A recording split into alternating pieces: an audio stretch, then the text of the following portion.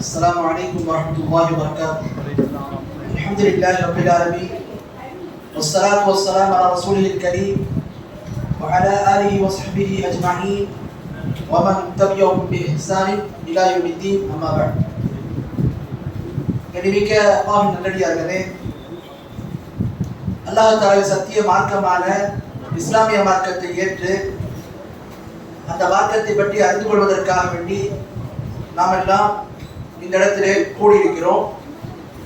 இந்த நேரத்திலே நான் உங்கள் முன்பு மன்ஹும் அஹ்லுஸ் சுன்னா வல் ஜமாஅ அஹ்லுஸ் சுன்னத்தி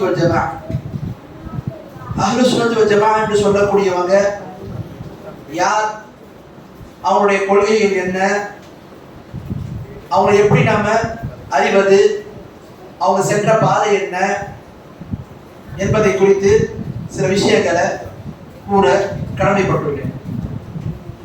இதுல முதலாவது அம்சம், அஹ்லுஸ் சுன்னா என்றால் யார், இது யாரை பத்தி பேசுது, இந்த வார்த்தைக்குள்ள இந்த அடைமொழிக்குள்ள யார் அடங்குவாங்க என்கின்ற விவரங்களை குறித்து நாம முதல்ல தெரிந்து கொள்வோம். அரபியில அஹல் என்கின்ற வார்த்தை குடும்பத்திற்கு, ஒரு கொள்கையை ஏற்றுக்கொண்ட மக்களுக்கு இந்த வார்த்தை பயன்படுத்தப்படும். அஹல் என்று சொன்னா ஒரு கொள்கையை உடையவர்கள் அல்லது ஒரு குடும்பத்தினர் என்கின்ற அர்த்தம் அதுக்கு இருக்கு. அஸ்ஸுன்னா அஸ்ஸுன்னா என்கின்ற வார்த்தைக்கு அஹ்லு சுன்னால அஹ்ல் என்ற வார்த்தையை பார்த்துட்டோம். அஸ்ஸுன்னா என்கின்ற வார்த்தைக்கு என்ன அர்த்தம் என்று பார்த்தீங்கன்னு சொன்னா, அகராதி ரீதியா சில அர்த்தங்கள் கொடுக்கப்பட்டிருக்கு. முதல் அர்த்தம் சன்ன யசுன்னு சன்ன யசின்னு, அதுக்கு என்ன அர்த்தம்னு சொன்னா பயான், அதாவது தெளிவுபடுத்தல். சுன்னா என்பதற்கு அர்த்தம் என்ன, அகராதி ரீதியா தெளிவுபடுத்தல், இது ஒரு அர்த்தம். அதே மாதிரி சுன்னா என்கின்ற வார்த்தைக்கு இன்னொரு அர்த்தமும் கொடுக்கப்பட்டிருக்கு. அது என்ன, அஸ்ஸீரத்து வத்தரீகத்து, என்ன அர்த்தம், வழிமுறை. சுன்னா என்றால் வழிமுறை என்று அகராதியில அர்த்தம். அல்லாஹ்வுடைய தூதர் ஸல்லல்லாஹு அலைஹி வஸல்லம் சொன்னாங்க பாருங்க, ஒரு ஹதீஸ்ல சஹீஹ் முஸ்லிம்ல வருது, மன் சன்ன சுன்னத்தன் ஹஸனத்தன் ஃபலஹு அஜ்ருஹா வ அஜ்ரு மன் அமில பிஹா. யார் ஒருவர் ஒரு சுன்னா, ஒரு அழகான சுன்னாவை செய்து காட்டுவாரோ, எடுத்து காட்டுவாரோ, அவருக்கு அதனுடைய நன்மை கிடைக்கும், மேலும் அதை செயல்படுத்துவதற்கான நன்மையும் கிடைக்கும். ஒரு சுன்னாவை பற்றி ஒருத்தர் தெளிவுபடுத்தினார்னா, எடுத்து காட்டினார்னா, அதை யார் ஏற்று இது பண்றாங்களோ அதற்கான நன்மை அவங்களுக்கு கிடைக்கும், மேலும் அதை செயல்படுறதுக்கான நன்மையும் அவர்கள் பெற்றுக்கொள்வார்கள். அப்போ ஒரு நல்ல வழிமுறையை நம்ம ஒருத்தருக்கு எடுத்து காட்டணும்னா செயல்படுத்தலும் நன்மை கிடைக்கும் ஒண்ணு, ரெண்டாவது எடுத்து காட்டினவங்களுக்கு என்ன அதற்கான நன்மை கிடைக்கும் அப்படின்றத பார்க்கணும். அடுத்து, யார் ஒருவர் அழகான ஒரு சுன்னாவை செயல்படுத்துவாரோ, எடுத்து காட்டுவாரோ, அதற்கான நன்மை அவருக்கு கிடைக்கும், யார் அதை செயல்படுத்துறாங்களோ அதற்கான நன்மை அவர் பெற்றுக்கொள்வார். இது இரண்டாவது ஒரு அர்த்தம். அடுத்து, சுன்னா என்பதற்கு மூன்றாவது அர்த்தம், அது என்ன, அல்-ஆதத்து ஸாபிதா, அதாவது உறுதியான பழக்க வழக்கங்கள். பழக்க வழக்கங்களுக்கும் சுன்னா என்கின்ற வார்த்தை பயன்படுத்தப்படும். அப்போ அகராதியில சுன்னா என்பதற்கு இவ்வாறு அர்த்தங்கள் இருக்கு. ஒன்று தெளிவுபடுத்துறது, இரண்டாவது வழிமுறை, மூணாவது பழக்க வழக்கம். சுன்னா என்பதற்கு இதெல்லாம் அகராதியில, அரபி அகராதியில பயன்படுத்தக்கூடிய வார்த்தை. அடுத்து வாங்க, இஸ்லாமிய வழக்குல, இஸ்லாமிய வார்த்தை பிரயோகத்துல, மார்க்கத்துல சுன்னா என்கின்ற வார்த்தைக்கு என்ன அர்த்தம் என்று நீங்க பாத்தீங்கன்னா, அதற்கு ஒவ்வொரு கலை ரீதியான அர்த்தம் கொடுக்கப்பட்டிருக்கு. உதாரணம் நம்ம பார்த்தோம், அகராதி ரீதியா நீங்க பாத்தீங்கன்னு சொன்னா அதுக்கு அர்த்தம் என்ன, தெளிவுபடுத்துறது, வழிமுறை, பழக்க வழக்கம் நம்ம பார்த்தோம். ரெண்டாவது பாருங்க, ஃபிக் என்ற பாடம். ஃபிக்னா என்ன, மனிதர்களுடைய அமல் சார்ந்த கல்வியை பத்தி பேசக்கூடிய தலைப்புக்கு தான் ஃபிக்னு சொல்லுவாங்க. தொழுகையுடைய சட்டங்கள், நோன்பினுடைய சட்டங்கள், ஜகாத்தினுடைய சட்டங்கள், ஹஜ்ஜினுடைய சட்டங்கள், இதுக்கெல்லாம் என்ன சொல்லுவாங்க? ஃபிக்ன்ற பாடத்தை நம்ம சொல்லுவோம். ஃபிக் பாடத்துல சுன்னா என்ற வார்த்தை பிரயோகம் பயன்படுத்தப்பட்டா அங்க ஒரு அர்த்தம். என்ன அர்த்தம்? கடமை அல்லாத அம்சத்துக்கு ஃபிக் பாடத்துல சுன்னான்னு சொல்லுவாங்க. இது ரசூலுல்லாஹ்வுடைய சுன்னா, தொழுகையில இது சுன்னாவான ஒரு சட்டம் என்று சொல்வாங்க. என்ன அர்த்தம்? சுன்னாவான சட்டம்னா அது கடமை இல்லை, முஸ்தஹபு, விரும்பத்தக்கது என்று அர்த்தம். அப்ப சுன்னா என்ற வார்த்தை பிரயோகம் பல அர்த்தங்கள்ல பயன்படுத்தப்பட்டிருக்கு. அகராதி ரீதியா நம்ம தெரிந்து கொண்டோம். ஃபிக் பாடத்துல உங்களுக்கு சுன்னான்ற வார்த்தை வந்து அங்க என்ன அர்த்தம்? இது சுன்னா என்று சொல்வாங்க. உதாரணத்துக்கு தொழுகையில கைகளை வந்து ருக்குவுக்கு நம்ம போகும்போது சமியல்லாஹு லிமன் ஹமிதஹு சொல்லி எழுந்திருக்கும் போது இது மாதிரி இடங்கள்ல கைகளை உயர்த்துவது சுன்னான்னு சொல்லப்படும். அங்க என்ன அர்த்தம்? இது கடமை கிடையாது, இது விரும்பத்தக்கது என்று அர்த்தம். அப்ப சுன்னா என்ற வார்த்தைக்கு இவ்வாறு அர்த்தங்கள் கொடுக்கப்படும். அடுத்து பாருங்க, மூணாவது உசூல் ஃபிக் என்கின்ற ஒரு துறை. உசூல் ஃபிக்னா என்ன? இந்த விதிகளையும் அடிப்படைகளை என்ன செய்வாங்க? வகுப்பாங்க. அது மாதிரி உள்ள கடையில சுன்னா என்ற வார்த்தைக்கு என்ன அர்த்தம்னு சொன்னா, தலீலும் மினல் அதில்லத்தில் இஜ்மாலியா, சுருக்கமான அந்த விதி சம்பந்தமான ஆதாரங்களுக்கு அந்த என்ன செய்வாங்க? எடுக்கிறதுக்கு சுன்னா என்று சொல்வாங்க. உதாரணத்துக்கு பாத்தீங்கன்னா ஃபிக் உசூல் ஃபிக் பாடத்துல சொல்லப்படும் அல் கிதாப் வஸ் சுன்னா வல் இஜ்மா என்ற அர்த்தம். இப்ப என்ன அர்த்தம்? சுன்னால இருந்து ஒரு விஷயம் தகவல் வருதுன்னா அந்த சுருக்கமா இது மார்க்கத்துல இருக்குது, இது ரசூலுல்லாஹ்வுடைய வழிமுறை, இது சுன்னா என்று தெரியப்படுத்துவாங்க. அப்ப சுன்னா என்பதற்கு இப்படி அர்த்தம் கொடுக்கப்பட்டிருக்கு. அடுத்து நான்காவது, ஹதீஸ் கலையில சுன்னா என்று சொன்னார்.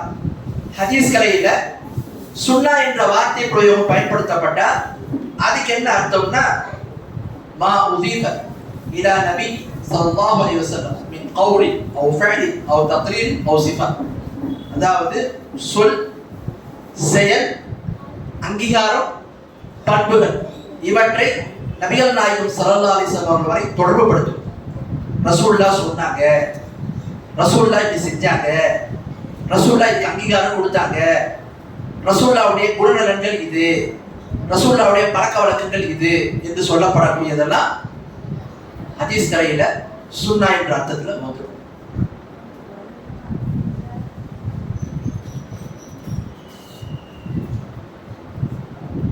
அடுத்து பாருங்க, ஐந்தாவது ஒரு அர்த்தம். சுன்னா என்ற வார்த்தை பிரயோகம் அக்கீதா என்ற பாடத்துல பயன்படுத்தப்பட்ட. உதாரணத்துக்கு சொல்லுவாங்க ஹாதிஹி சுன்னத்துனா வ அகீதத்துனா.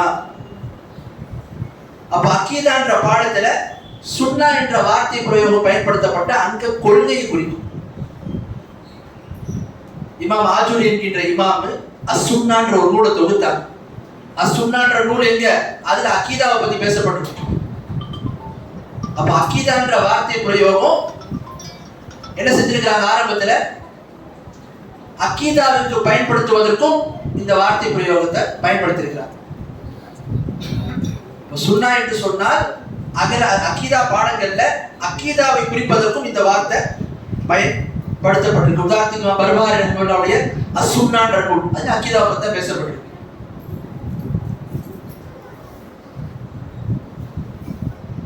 இமாம் அஹ்மத் ரஹ்மத்துல்லாஹி ஆரம்பத்துல தொகுத்த நூல் கிதாபு சுன்னா, அதுலயும் வந்து அக்கீதாவை பத்தி தான் பேசப்பட்டிருக்கு. அடுத்து பாருங்க, ஆறாவது ஒரு அர்த்தம். சுன்னா என்கின்ற வார்த்தை மார்க்கத்தில் பொதுவான தலைப்புல பயன்படுத்தப்பட்ட, இது சுன்னா என்று பொதுவாக பயன்படுத்தப்பட்ட அங்க பிதாத்துகளுக்கு எதிராக பயன்படுத்தப்படும். இஸ்லாமிய நூல்கள்ல இது சுன்னா என்று சொல்லப்பட்ட என்ன அர்த்தம்? பிதாத்துக்கு எதிரான பதம். பிதாத்துனா ரசூலுல்லாஹ் காட்டி தராத ஒரு வழிமுறையில ஒருத்தர் உருவாக்குறதுக்கு பேரு தான் பிதாத். அதுக்கு ஆப்போசிட்டான வார்த்தை என்ன? எதிர்பதம் என்ன? சுன்னா. சுன்னா என்பது இவ்வாறு பல அர்த்தங்கள்ல பயன்படுத்தப்பட்டிருக்கு.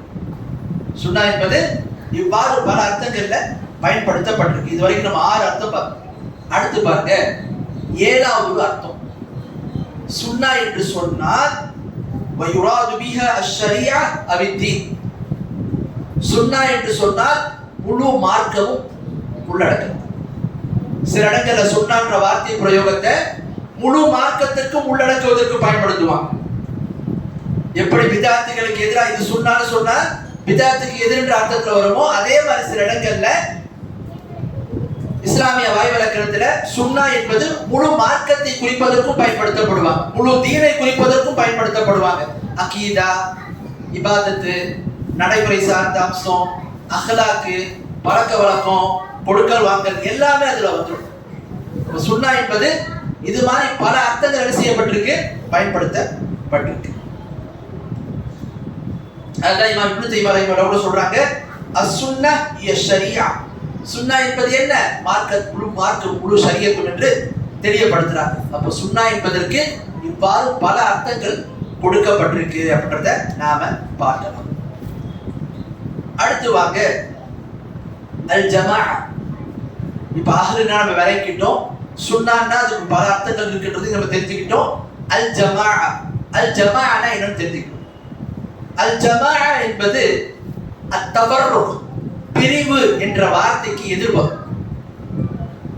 அல் ஃபிர்கா தஃபர்ருக்னு வாங்க. தஃபர்ருக்னா என்ன, பிரிவினை. அதுக்கு எதிர்ப்பது என்ன, அல் ஜமாஅ, ஒன்றிணைந்திருப்பது. பிரித்து போறதுக்கு எதிர்ப்பது என்ன, சேர்ந்து இருப்பது, ஒற்றுமையா இருக்கிறது. அப்ப அல் ஜமாஅனா ஒற்றுமையாக இருப்பதுன்னு அர்த்தம், கூட்டாக இருப்பதுன்னு அர்த்தம். இது அகராதி பொருள். இஸ்லாமிய வழக்குல ஜமா என்கின்ற வார்த்தையும் இஸ்லாமிய கலைக்களஞ்சியத்துல, இஸ்லாமிய வரைவிலக்கணத்துல அதுக்கு சில அர்த்தங்கள் கொடுக்கப்பட்டிருக்கு. அல் ஜமா என்ற அர்த்தம் எது கொடுக்கப்பட்டிருக்குன்னா, அல் துத்லகுல் ஜமாஅத்து அலா ஸஹாபத்தி ரிضوانுல்லாஹி அஜ்மஈன். அதாவது ஜமாஅத் என்பது சஹாபாக்கள், அல்லாஹ் அவங்களை கொடுத்துட்டா பாத்தீங்களா, சஹாபாக்கள் அவங்களை குறிக்கிறதுக்கு இந்த வார்த்தை பயன்படுத்தப்பட்டிருக்கு. ஜமாஅத் என்கின்ற வார்த்தை சஹாபாக்களை குறிப்பதற்கு பயன்படுத்தப்பட்டிருக்கு. இதுக்கு ஆதாரம் நீங்க பாத்தீங்கன்னா, நபிகள் நாயகம் ஸல்லல்லாஹு சொல்றாங்க, என்னுடைய உம்மத்து 73 கூட்டமா பிரியும்னாங்கல. சில அறிவிப்புகள்ல வெற்றி பெறக்கூடிய கூட்டம் யார் என்று சொல்லும் போது நானும் எனது சஹாபாக்களும் எதன் மீது இருக்கிறோமோ அதில் உள்ளவங்க. சில அறிவிப்புகள்ல அவர்கள் யார் என்று சொன்னால் அல் ஜமாஅ என்று சொன்னார். அல் ஜமாஅனா என்ன, ஒற்றுமையா இருக்கிறது.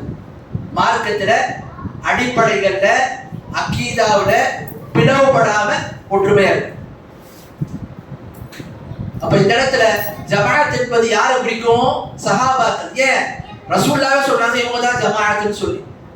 ஏன் சஹாபாக்கள்ல எந்த ஒருவரும் அகீதாவுல மார்க்கத்தினுடைய அடிப்படை அம்சங்கள்ல கருத்து வேறுபாடு கொண்டு பிரியவே இல்லை, அவங்க ஒரே அணியா இருந்தாங்க.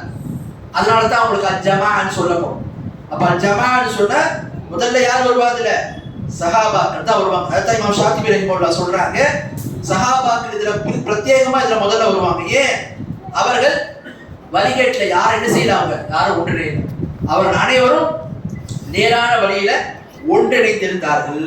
இவங்களை குறித்து தான் ரசூலுல்லாஹ் முன்னறிவிப்பு செய்தார்கள் என்று ரசூலுல்லாஹ் இமாம் ஷாத்திபி ரஹிமஹுல்லாஹ் சொல்றாங்க. ஆக ஜமாத் என்பதற்கு அர்த்தம் என்ன, சஹாபாக்கள்.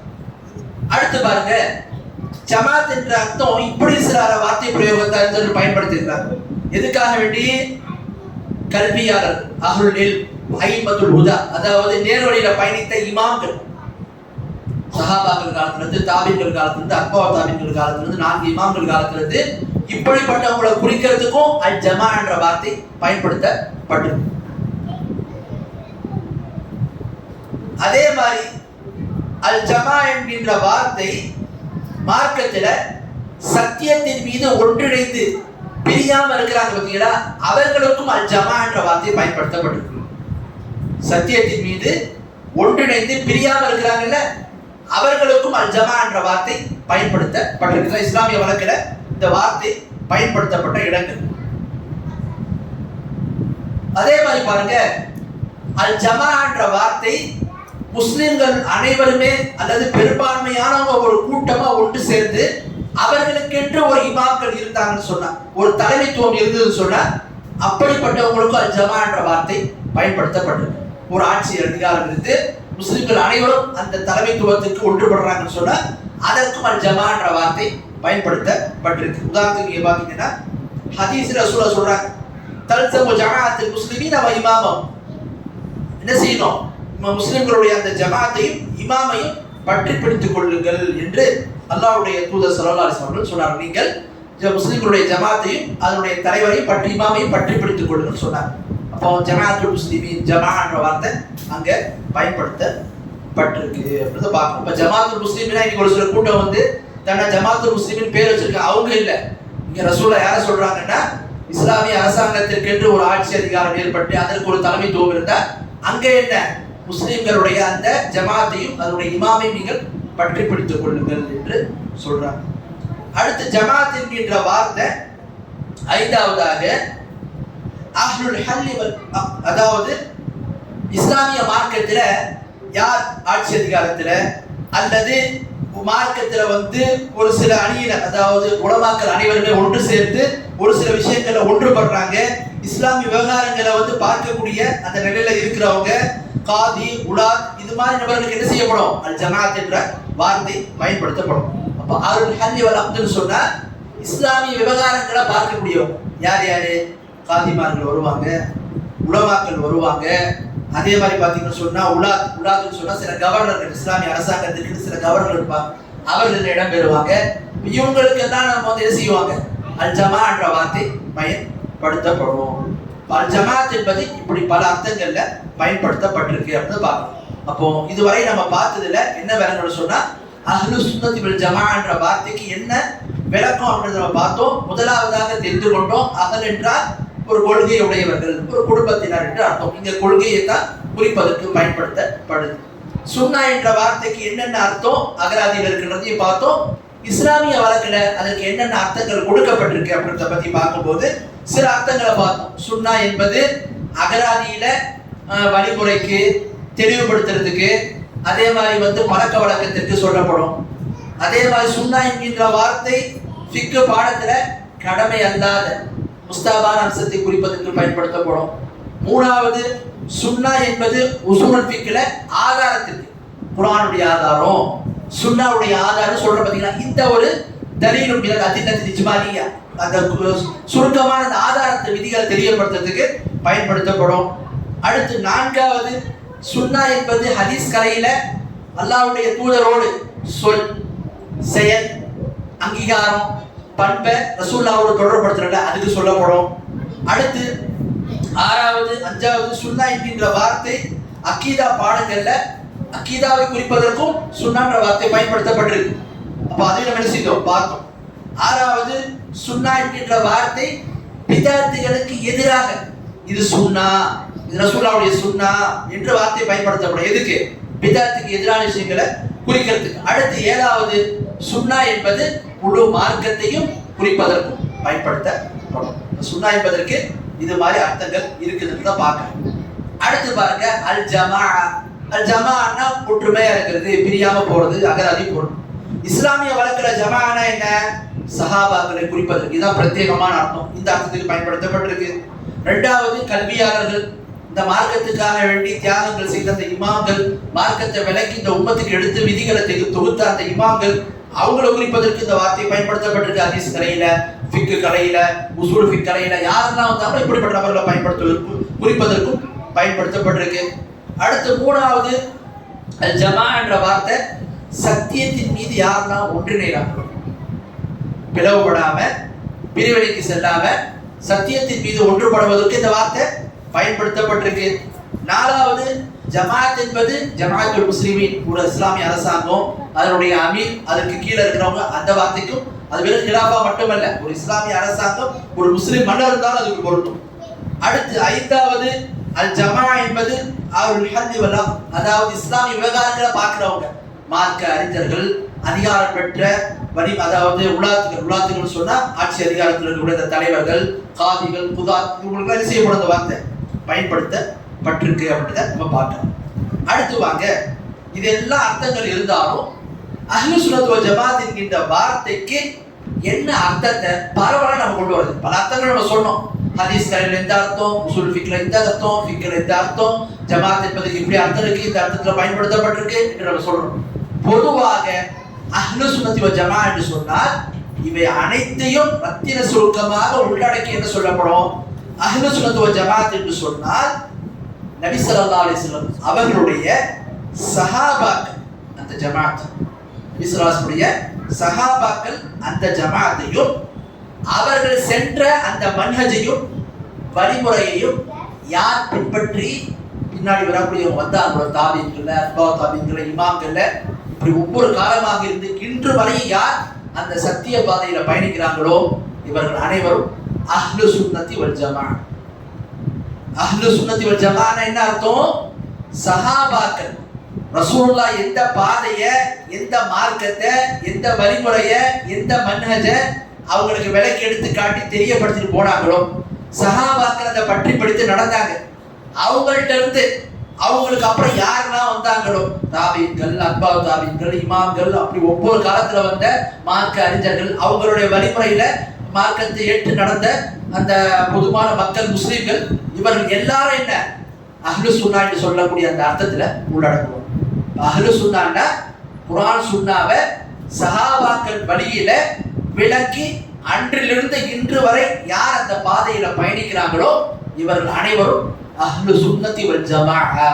மார்க்கத்தை சுன்னா என்பது குர்ஆன் சுன்னா முழு மார்க்கத்தையும், அல் ஜமா என்பது சஹாபாக்கள் அவங்களுடைய வழிமுறையில் நடந்து அந்த பாதையில் செல்லக்கூடிய கொள்கையுடையவர்கள். இதுதான் அஹ்லு சுன்னா என்பதற்கு, அஹ்லு சுன்னத்தி வல் ஜமாஅத் என்பதற்கு அர்த்தம் என்பதை நாம பார்க்கலாம்.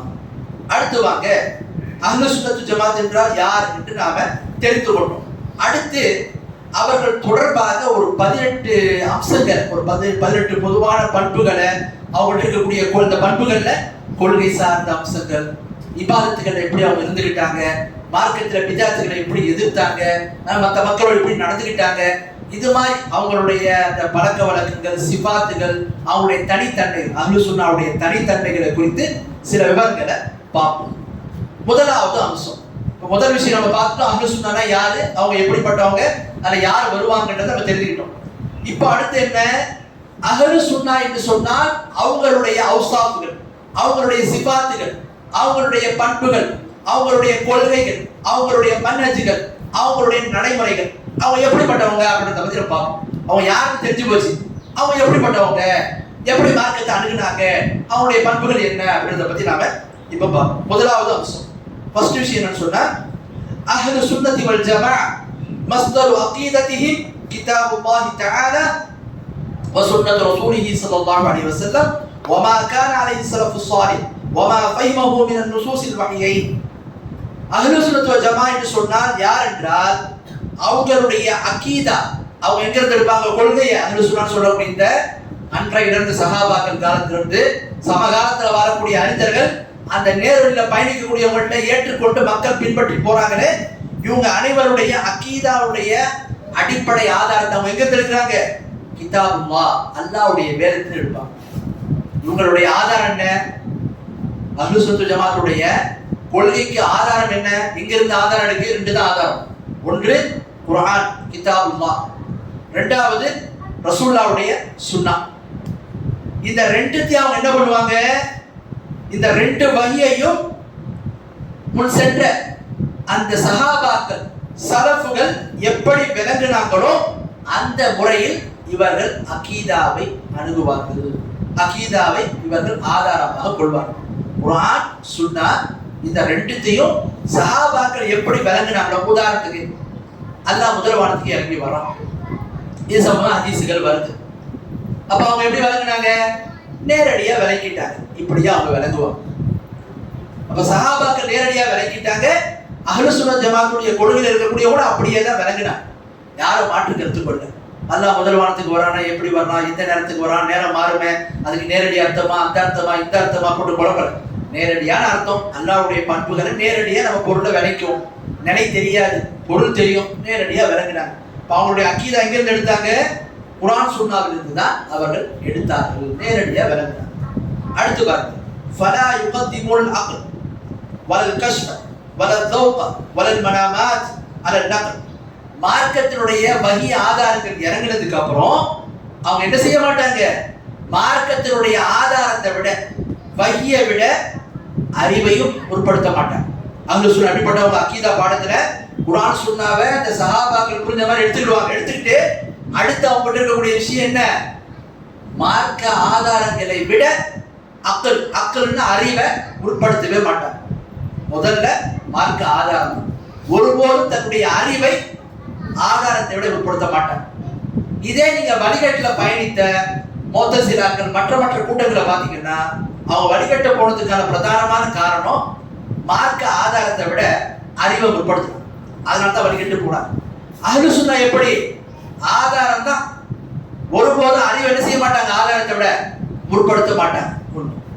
அதே மாதிரி கஷ்ப்னா என்ன? இந்த சூஃபிகள் தரிக்கால அவங்க ஒரு விஷயம் சொல்லுவாங்க, எங்களுக்கு உள்ளரங்கமான ஒரு அர்த்தம் எங்களுக்கு என்ன, அந்த கஷ்பின் மூலமா, அந்த ஒரு நிலை பெற்றதின் மூலமா, அதாவது ஒரு ஆழ்ந்த நிலையில ஒரு மயக்க நிலையில நாங்க போயிட்டு அந்த விளக்கத்தை நாங்க பெற்றுக்கொண்டோம்னு சொல்லுவாங்க. அப்படிலாம் சொல்ல மாட்டாங்க. அஹ்லுஸ் சுன்னாவை பொறுத்த வரைக்கும் ஆதாரம் வரும்போது அறிவியை முற்படுத்த மாட்டாங்க. கஷ்பு கிடைச்சது எங்களுக்கு, நாங்க விஞ்ஞானத்துல போய் அதை பெற்றோம் அப்படிலாம் அவங்க சொல்ல மாட்டாங்க. மூணாவது, மார்க்க ஆதாரத்தோட உணர்வுகளுக்கு எல்லாம் அவங்க வந்து அதை முற்படுத்த மாட்டாங்க. மார்க்க ஆதாரம் தான், அதுக்கப்புறம் தான் மற்ற எல்லாத்தையும். நீங்க உணர்ச்சிகரமா ஒரு சில விஷயங்களை மக்கள் அன்னைக்கு என்ன செய்வாங்க, தவறானது இருக்கும் அப்படிலாம் கிடையாது. அஹ்லுஸ் சுன்னாவை பொறுத்த வரைக்கும் ஆதாரம் தான், அதுக்கப்புறம் தான் மற்றதெல்லாம். அடுத்து நாலாவது, வலல் மனாமாத், சில கனவுகள். இந்த மாதிரி அவங்க கனவு இப்படி, இவங்க கனவு எழுப்பி பிரசித்தி பெற்றவங்க, அவங்க கனவுக்கு ஒரு ஆதாரம் என்கின்ற பேர்ல சில பேர் கனவெல்லாம் வைத்துக் கொண்டு மார்க்க ஆதாரத்தை விட கனவை உட்படுத்துவாங்க. அப்படிலாம் படுத்த மாட்டாங்க. மார்க்க ஆதாரம் தான், அதுக்கப்புறம் தான் மற்றதெல்லாம். அதே மாதிரி வலா யுகத்திமூன கலாம் ஷேக் அவ் வலி அலா கலாமில்லாஹி சுப்ஹானஹு வ கலாம் ரசூலுல்லாஹி ஸல்லல்லாஹு அலைஹி வஸல்லம். ஒருபோதும் இந்த மார்க்க ஆதாரங்கள் கிடைச்ச உடனே எங்க ஷேக் சொல்லிட்டாங்க, எங்க வலிமார் சொல்லிட்டாங்க அப்படிலாம் ஒருபோதும் குர்ஆன் சுன்னாவை விட எந்த ஒரு தனி மனிதனுடைய கூற்று என்ன செய்ய மாட்டாங்க, முற்படுத்தவே மாட்டாங்க. அஹ்லுஸ் சுன்னா எப்படி இருப்பாங்க? ஆதாரத்தை குர்ஆன் சுன்னால இருந்து எடுப்பாங்க, சஹாபாக்கள் விளங்குன மாதிரி விளங்குவாங்க. ஒருபோதும் அறிவை மார்க்க ஆதாரத்தை விட அறிவையோ கஷ்ப் என்று சொல்லக்கூடிய அந்த விஞ்ஞான நிலையையோ உணர்வையோ கனவையோ அல்லது ஒரு ஷேக் சொல்லிட்டாங்க, ஒரு தலைவர் சொல்லிட்டாங்க, இங்க நான் யாரை ஏற்றுக்கொண்டிருக்கணும் அந்த வலிமார் சொல்லிட்டாங்க அப்படின்ற மாதிரினா எதையும் முற்படுத்த மாட்டாங்க. குர்ஆன் சுன்னா சஹாபாக்கள் என்ன சொன்னாலும் அதுதான். மார்க்க ஆதாரத்தை முற்படுத்துவோம். ஒருபோதும் வேற அதற்கு மாற்றமா அறிவையோ மற்ற யதார்த்தத்தையோ உணர்வுகளையோ முற்படுத்தவே மாட்டாங்க அப்படின்னு தான் பார்க்கணும். இவங்களை பத்தி தான் அல்லாஹ் குர்ஆன்ல சொல்றோம். 33வது அத்தியாயத்துல 36வது வசனம், وَمَا كَانَ لِمُؤْمِنٍ وَلَا مُؤْمِنَةٍ إِذَا قَضَى اللَّهُ وَرَسُولُهُ أَمْرًا أَن يَكُونَ لَهُمُ الْخِيَرَةُ مِنْ أَمْرِهِمْ وَمَن يَعْصِ اللَّهَ وَرَسُولَهُ فَقَدْ ضَلَّ ضَلَالًا مُبِينًا. எந்த முஃமினான ஆணாக இருந்தாலும் எந்த முஃமினான பெண்ணாக இருந்தாலும் அல்லாஹ்வும் அல்லாஹ்வுடைய தூதரும் ஒரு காரியத்தில் முடிவெடுத்து விட்டார் என்று சொன்னால் அக்காரியத்தில் மாற்று அபிப்பிராயம் கொள்வதற்கு முஃமினான ஆணுக்கோ முஃமினான பெண்ணுக்கோ எந்த ஒரு அதிகாரமும் கிடையாது என்று சொல்லிட்டு அல்லாஹ் தொடர்ந்து சொல்றான். அல்லாஹ்வுக்கும் அல்லாஹ்வுடைய மையசில்லாஹ் ரசூலுஹு, யார் அல்லாஹ்வுக்கு அல்லாஹ்வுக்கு மாறு செய்றாங்களோ அவங்க தெளிவான வழிகட்டாங்க என்று அல்லாஹ் தெரியப்படுத்துறான். அஹ்லுஸ் சுன்னாவுடைய கொள்கை என்ன, குர்ஆன் சுன்னாவை சஹாபாக்கள் புரிதலோடு எப்படி அணுகுனாங்க, அறிவை எங்க வச்சாங்க, மத்ததை எப்படி வச்சாங்க, ஆதாரத்தை எப்படி முற்படுத்தினாங்க என்ற விவரத்தை இந்த முதல் விஷயத்துல நாம தெரிந்து கொள்ளணும். அடுத்து பாருங்க, இரண்டாவது விஷயம், அஹ்லுஸ் சுன்னத்தி வல் ஜமாஅ லா யன்தஸிபூன ஃபில் அகாயித் இலா ஷக்ஸின் பிஐனிஹி. அஹ்லுஸ் சுன்னத்தி வல் ஜமாஅத் என்பவர்கள் அவர்கள் அகீதா பாடங்களை, அகீதா நம்பிக்கையை எப்போதுமே எந்த ஒரு பிரத்யேகமான தனி மனிதரோடு தொடர்படுத்த மாட்டாங்க. எங்களுடைய அகீதா இது, இந்த அகீதா என்ன அகீதா, இதுதான் ரசூலுல்லாஹ் சஹாபாக்களுக்கு காட்டிய அகீதான்னா ஓகே. அதை விட்டுட்டு இந்த அகீதா அஹ்லு பைத்துங்களோட தனியா ரசூலுல்லாஹ் சொன்னாங்க, ஆகவே அவங்களுக்கு நாங்க எடுத்துக்கிறோம். இலா ஷக்ஸின் பிஐனிஹி வலா இலா ஃபிரகத்தின் பிஐனிஹா பல் நிஸ்பத்துஹும் இலா சுன்னத்தி வஸ்ஸலாம். அஹ்லுஸ் சுன்னத் வல் ஜமாஅத் சொல்லக்கூடியவங்க அக்கீதா விஷயத்தை ஒருபோதும் என்ன செய்ய மாட்டாங்க, எந்த ஒரு தனி மனிதனோடு தொடர்படுத்த மாட்டாங்க. இவங்களுடைய அக்கீதா தான் எங்க அக்கீதான்னு சொல்லி எந்த ஒரு தனி மனிதனோடு தொடர்படுத்த மாட்டாங்க.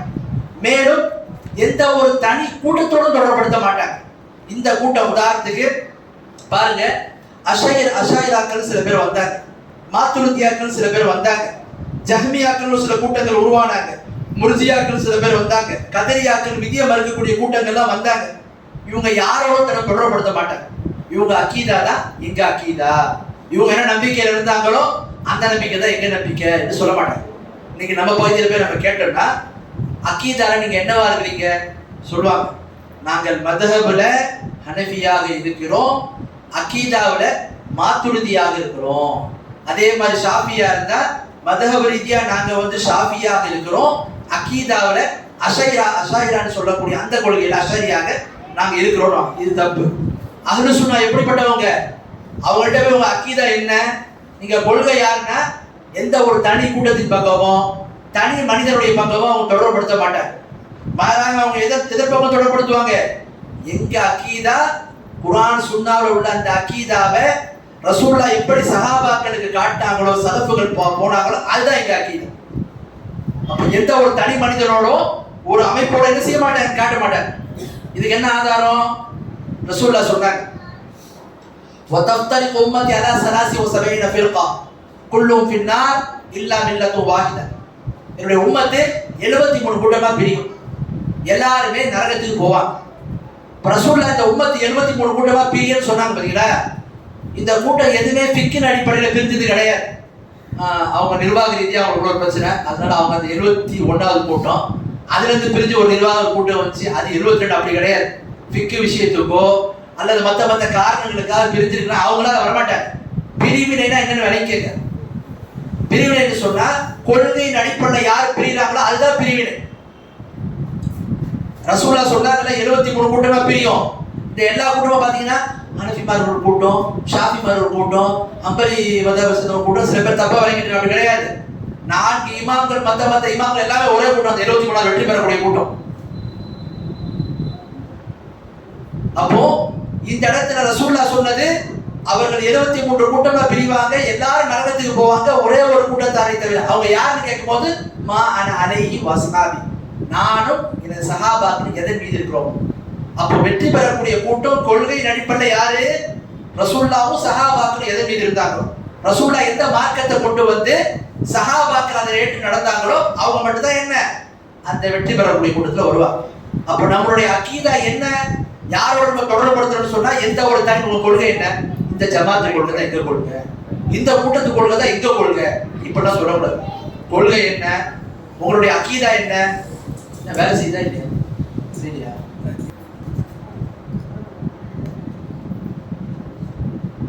மூணாவது, அஹ்லு சுன்னத்தி வல் ஜமாஅ லா யன்தசிபூன ஃபி ஸுலூகி வ தஸ்கியத்து நஃப்ஸி இலா ஷக்ஸின் வலா இலா தரீகத்தின் فلا ينتسبون الى الجيلاني ولا الى الرفاعي ولا الى قادري ولا الى التيجاني ولا الى الطريقه النقشبنديه ولا العلويه ولا الشاطبيه ولا الى غيرها بل سلوكهم وتزكيتهم واخلاقهم مصدرها القائل انما بعثت لاتمم مصالح الاخلاق. اهل السنه والجماعه என்பவங்க மூணாவது விஷயம், அவர்கள் ஒழுக்க ரீதியான விஷயங்கள்ல உள்ளத்தை சுத்தப்படுத்துறதுல பரிசுத்தப்படுத்துறதுல தஸ்கியத்து நஃப்ஸ்ல ஒருபோதும் எந்த ஒரு தனி மனிதனோடோ அல்லது எந்த ஒரு தனிப்பட்ட வழிமுறையோட தொடர்படுத்த மாட்டார். நாங்கள் எங்களுடைய உள்ளத்தை பரிசுத்தப்படுத்துவதற்கு நக்ஷ்பந்தியாவுடைய அந்த ஒரு சூஃபி தரிகாவை நாங்கள் செயல்படுத்துறோம்னா சொல்ல மாட்டோம். அஹ்லு சுன்னா எப்படிப்பட்டவங்க, எந்த ஒரு தனி மனிதனோடவோ எந்த ஒரு தரிகாவோடவோ தொடர்படுத்த மாட்டாங்க. நாங்கள் நக்ஷ்பந்தியா, அலவியா, ஷாதுலியா, அதே மாதிரி சூடான் போன்ற இடங்கள் இருக்கக்கூடிய தைஜானியா என்று சொல்லக்கூடிய இந்த சூஃபி கூட்டங்கள், இவங்களோடு நாங்கள் என்ன செய்யறோம், எங்களை தொடர்புபடுத்தி எங்களுடைய உள்ளத்தை பக்குவப்படுத்துறோம். நீங்க நிறைய பேர் அந்த இது இருக்கு, அதாவது அந்த கஷ்பு ஆழ்ந்த நிலை, ஒரு மனிதன் பக்குவப்படணும்னு சொன்னா உள்ளத்தை பரிசுத்தப்படுத்தணும்னா சும்மா குர்ஆன் சுன்னாலாம் கொண்டு பரிசுத்தப்படுத்த முடியாது, அதுக்குன்னு தரிகா இருக்குது, அதுல போனாதான் அப்துல் காதர் ஜீலானி ரஹிமஹுல்லாஹ் இவங்களாம் அந்த தரிகாவை கொண்டு வந்தாங்க, அதுல இருந்து நம்ம என்ன செய்யணும், நம்மளுடைய உள்ளத்தை பக்குவப்படுத்தணும், பரிசுத்தப்படுத்தணும் அப்படின்னு சொல்லுவாங்க. இதுவும் தப்பான வழிபாடு. அஹ்லு சுன்னா இப்பெல்லாம் எந்த ஒரு தனி மனிதனோட தொடர்படுத்த மாட்டாங்க, எந்த ஒரு தரிகாவோட தன்னை சொல்ல மாட்டாங்க. இந்த உம்மத்துக்கு நேர்வழியையும் ஒழுக்க மாண்புகளையும் கற்றுத்தந்த அல்லாஹ்வுடைய தூதர் சொல்றாங்க, இன்னமா புஇஸ்து லி உத்தம்மி மசாலிஹல் அக்லாக். முஸ்லிம் அஹ்மத் வரக்கூடிய ஹதீஸ், நான் ஒழுக்க மாண்புகளை நல்ல விஷயங்களை பரிபூர்ணப்படுத்துவதற்காக நான் அனுப்பப்பட்டுள்ளேன். அல்லாஹ்வுடைய தூதர் குர்ஆன் சுன்னாவை கொண்டுதான் மக்களை வந்து என்ன செஞ்சாங்க, ஒழுக்கப்படுத்தினாங்க. உள்ளத்தை பரிசுத்தப்படுத்தணுமா, அதுக்கான வழிகள் குர்ஆன் சுன்னால இருக்கு. உள்ளத்துல தவறான எண்ணங்களை களையணுமா, அதுக்கான வழிமுறை ரசூலா நமக்கு கற்றுத் தந்திருக்காங்க. அதை விட்டுட்டு வேறொரு தரிகா மூலமாவோ அல்லது மற்றொரு மூலமா நான் போய் நான் திருத்த போறேன்னு சொன்ன, நான் திருத்திக்க போறேன், அப்படி போனா தான் நான் பக்குவப்படுவேன்னு சொன்ன, இது வந்து அஹ்லுஸ் சுன்னாவுடைய பாதை கிடையாது. அஹ்லுஸ் சுன்னா அப்படி எந்த ஒரு தரிகாவோடவோ எந்த ஒரு தனிநபருடைய அந்த இதோட தொடர்புபடுத்த மாட்டாங்க. அல்லாஹ்வுடைய தூதரே குர்ஆன் சுன்னாவை கொண்டு தான் மக்களுக்கு நேர்வழியை காட்டினாங்க, ஒழுக்க மாண்புகளை தெரியப்படுத்தினாங்க. ஆயிஷா ரலியல்லாஹு சொல்றாங்க, கான குலுகுல் குர்ஆன், அல்லாஹ்வுடைய தூதருடைய ஒழுக்க மாண்புகள் என்னவா இருந்துச்சு, குர்ஆனாக இருக்கு. குர்ஆனின் அடிப்படையில் அவங்க வாழ்ந்தாங்க. இதை நாம விளங்க வேண்டும். அஹ்லுஸ் சுன்னா என்பவர்கள் இப்படித்தான் இருப்பார்கள். அவர்கள் ஒழுக்க மாண்புகளை பரிசுத்தப்படுத்துறதுக்கும் உள்ளத்தை சீர்படுத்துறதுக்கும் தரிகாவோடவோ எந்த ஒரு ஷேഖோடவோ புரிஞ்சுக்கிட்டு நாங்க வாங்கிட்டு மாதிரிலாம் போக மாட்டேன். இதெல்லாம் அஹ்லுஸ் சுன்னாவுடைய கொள்கைக்கு எதிரானது. நீங்க நிறைய பேர் அஹ்லுஸ் சுன்னான்னு சொல்லிக்கிட்டு முற்றிலும் அஹ்லுஸ் சுன்னா கொள்கை என்னன்னு தெரியாம வாழ்ந்துட்டு இருக்காங்க. அவங்களுக்கு தான் இதை மறுப்பு இருக்குன்னு பார்க்கணும். அடுத்து பாருங்க, நாலாவது அம்சம், அஹ்லுஸ் சுன்னத்தி வல் ஜமாஅ يعبدون الله كما أمر بخشوع وتذلل لا يبتدعون عبادات من عند أنفسهم بحسب أهوائهم ولا من عند غيرهم ولا يعبدونه بالنظم ولا بالطبل ولا الرقص والتمايم. أهل السنة والجماعة எப்படிப்பட்டவங்க சொன்னா, அல்லாஹ்வை வணங்குவார். எப்படி வணங்குவாங்க, அல்லாஹ் எப்படி கட்டளையிட்டு இருக்கிறானோ அல்லாஹ்வுக்கு அஞ்சி குஷூவோடும் ததல்லுல் பணிந்தும் அல்லாஹ்வை வணங்குவார். மேலும் ஒருபோதும் அவர்கள் தன்னிடம் இருந்தோ அல்லது தன்னுடைய மனைவியின் அடிப்படையிலோ அல்லாஹ்வை வணங்கக்கூடிய இபாதத்துகள்ல பிதஅத்தான அம்சங்களை கொண்டு வருவாங்க. அஹ்லுஸ் சுன்னா எப்படிப்பட்டவங்க, அல்லாஹ் எப்படி வணங்க சொல்லியிருக்கானோ அப்படி வணங்குவார். ஒருபோதும் அல்லாஹ்வை வணங்குவதற்கு அவர்கள் சுயமாகவோ மனைவியின் அடிப்படையிலேயோ பிதஅத்துகளை கொண்டு வந்து அதன் அடிப்படையில் என்ன செய்ய மாட்டாங்க, அல்லாஹ்வை வணங்க மாட்டாங்க. அல்லாஹ் எப்படி வணங்குவாங்க, அல்லாஹ் எப்படி கட்டளை இருக்கிறானோ அப்படி வணங்குவார். மேலும் பாருங்க, அவர்கள் அல்லாஹ்வை வணங்கும் போது அடித்து கொண்டும் மார்புல அல்லது கண்ணத்துல அடித்து கொண்டும் அல்லது மேல தாளங்களை சில சூஃபிகள் வந்து என்ன செய்வாங்க, அப்போ நிறைய பேர் மியூசிக் எல்லாம் ஹலால்னு சொல்றாங்க. சில இஹ்வானி அவங்க வந்து இதான் யாருக்கிட்ட வந்தது, சூஃபி தரிகா குரூப் இருந்து கவரப்பட்டவங்க. இவங்க என்ன பண்ணுவாங்க, இபாதத்துகளை செய்யும் போது லேசான இசை தபுல்னு சொன்ன அந்த மேல தாளங்களை தட்டுவது, ரக்ஸ் டான்ஸ் ஆடுறது அல்லது தன்னை உடலை வந்து இந்த பக்கம் அந்த பக்கம் ஆட்டுறது, இது மாதிரிலாம் செஞ்சு அல்லாஹ்வை நாங்கள் வணங்குகிறோம் என்ற பேர்ல சில கூட்டங்கள் வந்துருக்கு. இவங்க இப்ப அன்னைக்கே இருந்துருக்காங்க. இவங்களும் அஹ்லுஸ் சுன்னா கிடையாது. இது வந்து அஹ்லுஸ் சுன்னாவுடைய பண்பு கிடையாது. அஹ்லுஸ் சுன்னா அல்லாஹ்வுடைய தூதர் எந்த வழிமுறையில வணங்க வேண்டும் என்று சொல்லி தந்திருக்காங்க அந்த வழிமுறை தான் வணங்குவார்.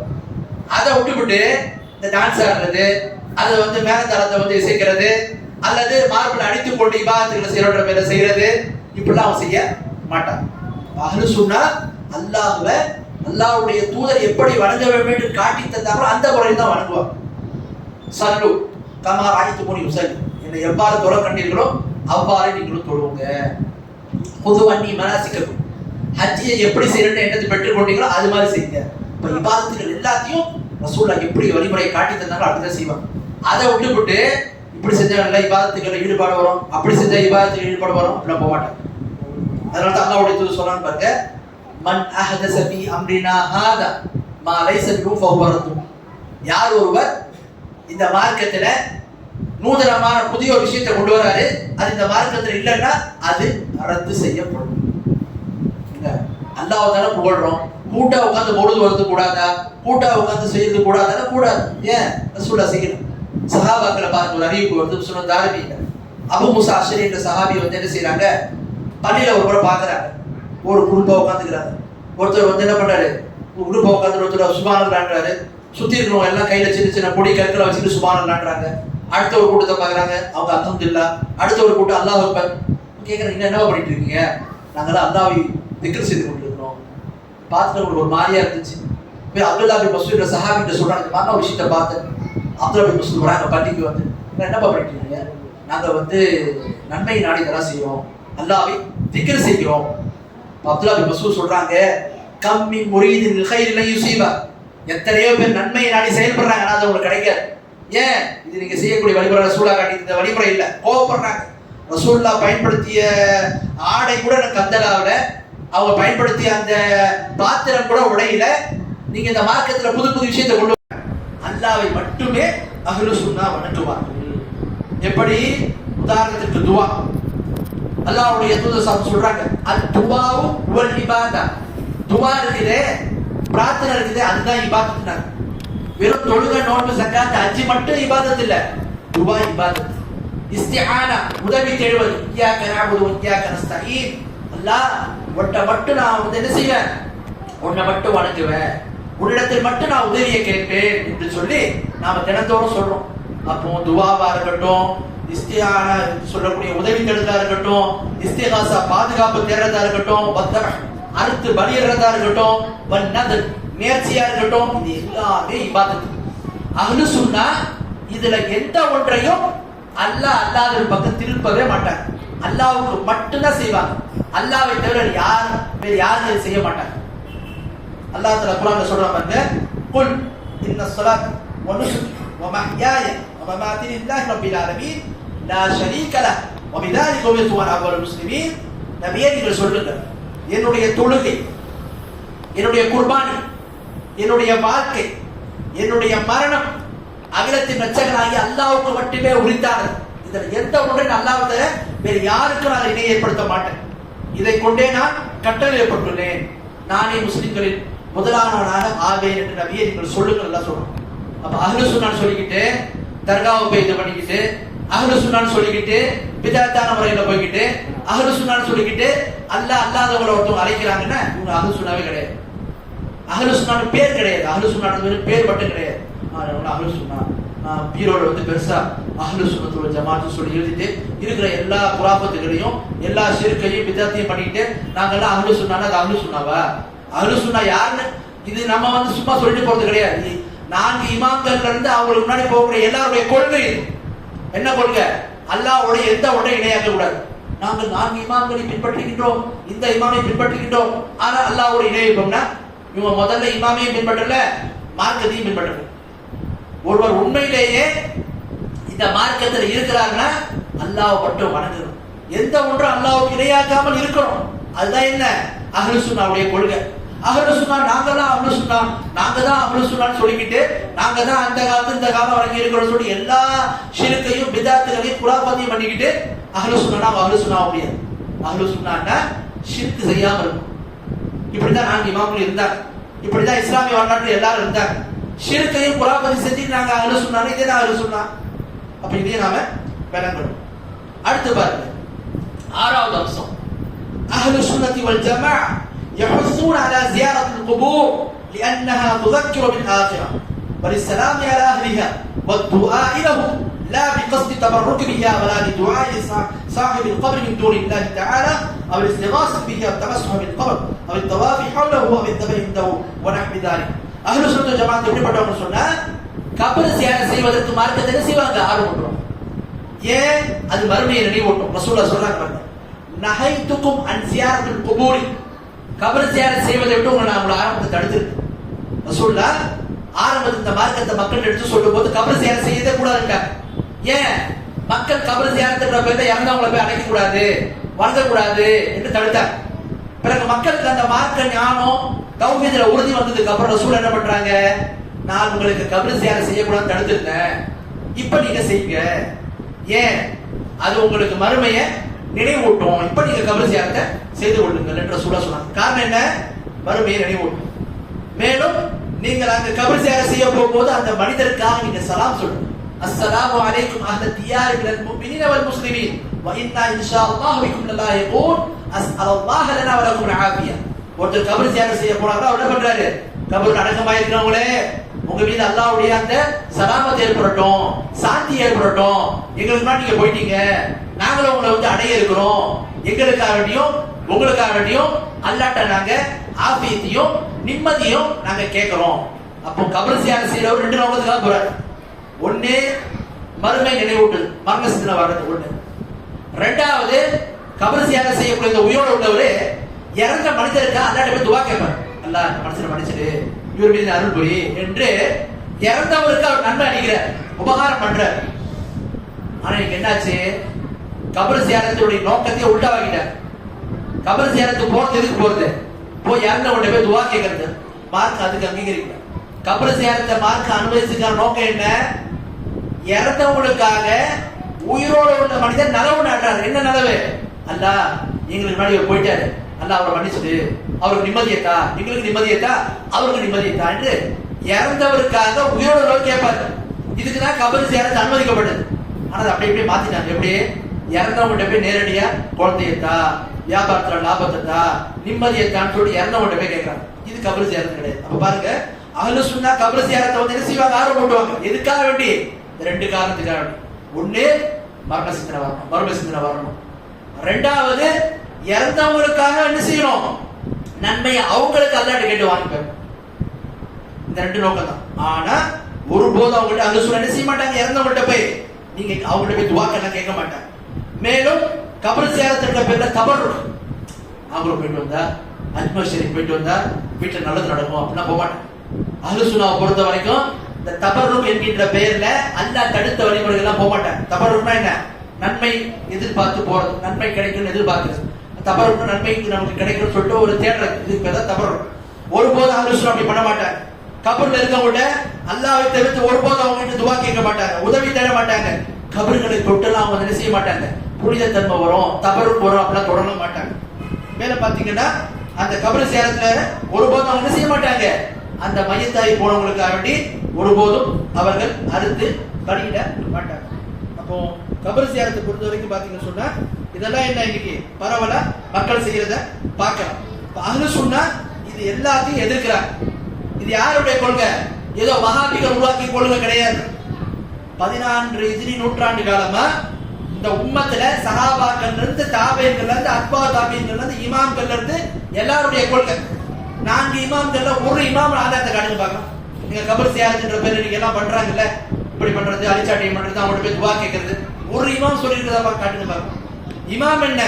அந்த இமாம் காலத்துல வாழ்ந்த இந்த இமாமோடு இருந்து பயணித்தாங்கள பொதுமக்கள், அவங்க கூட இந்த மாதிரி சொல்ல மாட்டாங்க. இன்னைக்கு ஆலிம் என்ற பேர்ல இந்த மாதிரி சிறுக்கான விஷயங்களை சில செய்து கொண்டிருக்கிறத பார்க்கிறோம். அடுத்து பாருங்க, 7வது வருஷம். அஹ்லு சுன்னத்தி வல் ஜமாஅ யுஸ்பிதூன லில்லாஹி அஸ்ஸ வ ஜல் ஜமீஅ الصفات التي اثبتها لنفسه او اثبتها له رسوله صلى الله عليه وسلم من غير تعطيل ولا تكبير. واما غيرهم فينفون عنه صفاته او يثبتون بعضها ويؤمنون بعض الاخر. அடுத்து சொல்றாங்க அஹ்லு சுன்னத் ஜமாஅத் எப்படிப்பட்டவங்க சொன்னா, அல்லாஹ்வுடைய சிஃபாத்துகள், அல்லாஹ் தனக்கு என்னென்ன சிஃபத்துகள் இருக்கு, என்னென்ன தன்மைகள் இருக்குது, என்னென்ன பண்புகள் இருக்குன்னு சொல்லி இருக்கிறானோ அவை அனைத்தையும் அவங்க என்ன செய்வாங்க? உறுதிப்படுத்துவாங்க. அது சொல்றது ஜமாஅத் எப்படிப்பட்டவங்க? அல்லாஹ்வுடைய பண்புகள் அனைத்தையும் உறுதிப்படுத்துவாங்க. எதெல்லாம் அல்லாஹ் இருக்குன்னு உறுதிப்படுத்திருக்கானோ அது எல்லாத்தையும் உறுதிப்படுத்துவாங்க. அல்லாஹ்வுடைய தூதர் எதெல்லாம் அல்லாஹ்வுக்கு இருக்குன்னு சொல்லியிருக்கிறாங்களோ அந்த பண்புகள் எல்லாத்தையும் உறுதிப்படுத்துவாங்க. மேலும் அவர்கள் அந்த பண்புகள்ல எதையும் மறுக்கவும் மாட்டாங்க, எதற்கும் மாற்று பொருள் தர மாட்டாங்க. அஹ்லு சுன்னா அல்லாஹ்வுடைய பண்புகள் அனைத்தையும் அல்லாஹ்வும் அல்லாஹ்வுடைய தூதர் எந்தெந்த பண்புகளை எல்லாம் உறுதிப்படுத்துறாங்களோ அது எல்லாத்தையும் உறுதிப்படுத்துவாங்க. அதுல எதையும் அவங்க செய்ய மாட்டாங்க, மறுக்கவும் மாட்டாங்க, மாற்றவும் மாட்டாங்க.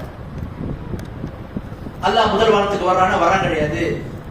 ஷேக் அப்துல்லா ஜமாலி சொல்லுவாரு, அல்லாஹ் வர்றான்னு சொன்னா அல்லாஹ் வந்து வருவானா? அது அல்லாஹ் வருவான் கிடையாது. அல்லாஹ்வுடைய ரஹ்மத் வருது, அல்லாஹ்வுடைய அருள் வருதுன்னு. தௌஹீத் ஜமாத் தௌஹீத்ல உள்ளவங்க என்ன சொல்றாங்க? அல்லாஹ் வர்றானா? அல்லாஹ் வரான் கிடையாது, ரஹ்மத் அருள்னு சொல்ற ஷேக் அப்துல்லா ஜமாலி பண்ண உண்டாயிடுவோம். அதனால என்ன?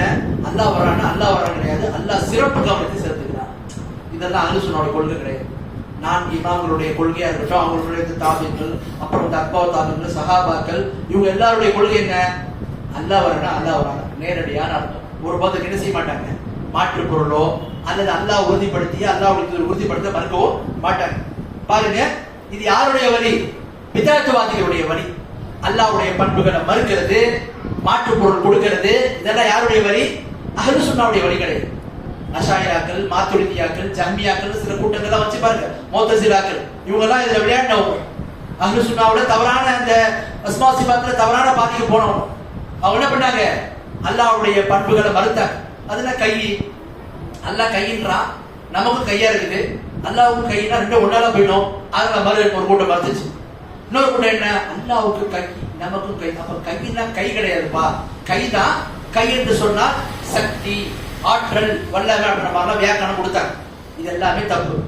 அஹ்லு சுன்னா அல்லாஹ்வுடைய பெயர் பண்புகள்ல இதுல ரொம்ப பேர் நிறைய பேர் தவறு செஞ்சிருக்காங்க இஸ்லாமிய உம்மத்துல. அஹ்லு சுன்னாவுடைய கொள்கை என்ன, அஸ்மா சிஃபாத்தை பொறுத்த வரைக்கும் ஒருபோதும் அவங்க என்ன செய்ய மாட்டாங்க, அல்லாஹ்வுடைய பெயர் பண்புகள்ல உறுதிப்படுத்தப்பட்ட அம்சங்கள் அப்படியே நம்புவாங்க நேரடியா. அதுல எதையும் மறுக்கவும் மாட்டாங்க, எதற்கும் மாற்று பொருளும் தரவும் மாட்டாங்க. இதுதான் அஹ்லு சுன்னாவுடைய கொள்கை. விளங்குங்களா? அஹ்லு சுன்னாவுடைய கொள்கையை அறிந்து கொள்வதற்கு இந்த குர்ஆன் வசனத்தை விளங்கினா போதும். சின்ன ஒரு வசனம், லைஸ கமிஸ்லி ஷைஉன் வஹுவ ஸமீஉல் பஸீர். இந்த சின்ன வசனத்துல எல்லா பிதாத்துவாதிகள் யாரெல்லாம் இந்த அஸ்மா சிஃபாத்துல வழி தவறி போனாங்களோ அவங்க எல்லாத்துக்குமே இந்த சின்ன ஒரு ஆயத்துல மறுப்பு அல்லாஹ் கொடுத்துரும். என்ன மறுப்பு? லைஸ கமிஸ்லி ஷைஉன், அவனை போன்று எதுவுமே இல்லை. அல்லாஹ்வை போன்று எதுவுமே இல்லை. இப்ப அல்லாஹ்வை போன்று எதுவுமே இல்லைன்னா எந்த ஒன்றையும் அல்லாஹ்வோடு ஒப்பிடவே கூடாது. எந்த ஒன்றும் அல்லாஹ்வோட எக்ஸாம்பிளா சொல்லவே கூடாது. எந்த ஒன்றும் அல்லாஹ்வோட என்ன, அல்லாஹ் இப்படிதான் போடுவான், அல்லாஹ்வுடைய கை இப்படிதான் இருக்கும், அல்லாஹ் இப்படிதான் முதல்வானத்துக்கு இறக்கி வரான்னு சொல்லவே கூடாது. ஏன்? அவனை போன்று எதுவுமே இல்லைன்னு அல்லாஹ். அடுத்து இதுக்கு அல்லாஹ் என்ன பண்றான், மறுக்கிறான். அல்லாஹ்வுடைய எதையும் நீங்க என்ன செய்யக்கூடாது, ஒப்பிடக்கூடாது. அடுத்து அல்லாஹ் பாருங்க, ஸமீஉல் பஸீர், அல்லாஹ் கேட்பவன் பார்ப்பவன், உறுதிப்படுத்துறான். மறுக்கிறான், உறுதிப்படுத்துறான். எதை மறுக்கிறான்? அல்லாஹ்வோடு நீங்க எதையும் என்ன செய்யக்கூடாது, ஒப்பிடக்கூடாது. ரெண்டாவது அல்லாஹ் உறுதிப்படுத்துறான். எது? அல்லாஹ் கேட்பவன் பார்ப்பவன். மனுஷன் நாமளும் கேட்கிறோம், பார்க்கிறோம். நம்ம கேட்கக்கூடியது என்ன, ஒரு குறிப்பிட்ட அளவுல தான் நம்மளால கேட்க முடியும். நம்ம பார்க்கறது என்ன, ஒரு குறிப்பிட்ட வரையறை தான் பார்க்க முடியும். அல்லாஹ் அப்படிப்பட்டவனா கிடையாது. அல்லாஹ் கேட்பவன், அல்லாஹ் பார்ப்பவன். மனுஷன் பார்க்கறான், மனுஷன் கேட்கறான். அல்லாஹ்வும் கேட்கறான், அல்லாஹ்வும் பார்க்கறான். ரெண்டு பேரும் ஒண்ணா முடியுமா? முடியாது. ஏன்? அல்லாஹ் சொல்லிட்டா லைஸ கமிஸ்லி ஷைஉன், அவனை போன்று எதுவுமே இல்லைன்னு சொல்லிட்டு அல்லாஹ் தஆலா. அப்போ அல்லாஹ் கேட்பான், அவனை மாதிரி யாரும் கேட்க முடியாது. அல்லாஹ் பார்ப்பான், அவனை மாதிரி யாரும் பார்க்க முடியாது. இதுதான் அஹ்லு சுன்னாவுடைய கொள்கை. இத விலைக்கிட்ட சொல்ல ரொம்ப போட்டு அஷாயிராக்களும், மாத்துரிதியாக்களும், ஜஹ்மியாக்களும், ஜஹம் இப்னு சஃபான், ஜஹத் சொல்லக்கூடியவங்க இவங்க என்ன பண்ணாங்க, இதுல போட்டு மக்கள் வழிகெடுத்து வச்சிருக்கிறாங்க. ஆனா இலகுவான அம்சம். அல்லாஹ் அவனுடைய பண்புகளை சொல்றான், நேரடியா உறுதிப்படுத்தணும். எதையும் மறுக்க கூடாது, எதோடும் ஒப்பிடக்கூடாது. முடிஞ்சு போய் இலகுவான ஒரு விஷயம். அஹ்லு சுன்னா என்ன, இந்த கொள்கையில் தான் பயணித்தார்கள் அப்படின்றது நாம பார்க்கலாம். அடுத்து பாருங்க, எட்டாவது அம்சம்.